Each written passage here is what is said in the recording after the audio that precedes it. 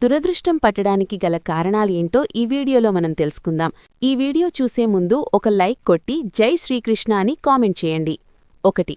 నిద్రలేచిన తర్వాత స్నానం చేయకుండా ఆహారం స్వీకరిస్తే దరిద్రం కలుగుతుంది. 2. నిద్రలేచిన తర్వాత పక్కబట్టలు మడతపెట్టకపోవడం వల్ల అపరదరిద్రం కలుగుతుంది. 3. మలమూత్ర విసర్జనాలు చేసిన తర్వాత కాళ్లు కడుక్కోకుండా మంచంపై నిద్రిస్తే పీడకలలు వస్తాయి. 4. కత్తినిచ్చిన గోళ్లను జుట్టును గృహంలో ఉంచడం వలన సంపదను నశిస్తాయి. 5. కాళ్ళు చేతులు శుభ్రపరుచుకోకుండా ఇంట్లోకి రావడం వలన కష్టాలు వస్తాయి. 6.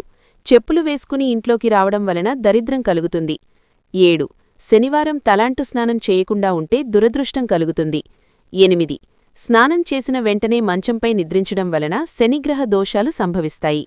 9. చిరిగిన పాతబట్టలను వేసుకోవడం మంచిది కాదు. 10. చెట్టు కింద మూత్ర విసర్జన చేయడం మంచిది కాదు. 11. ఇంటి పైకప్పుపైన పనికిరాని చెత్తను మరియు ఇనుమును పెట్టడం అసలు మంచిది కాదు. ఇలా చేయడం వలన ఇంటికి కీడు కలుగుతుంది. 12.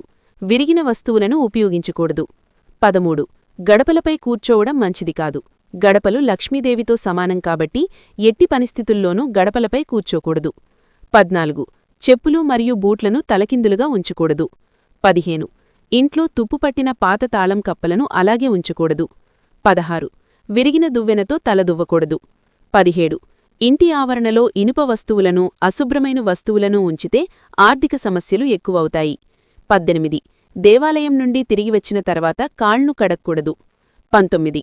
కొనుగోలు సమయంలో వృద్ధులు లేదా పిల్లలతో ఎక్కువ బేరాలు చేయకూడదు. 20.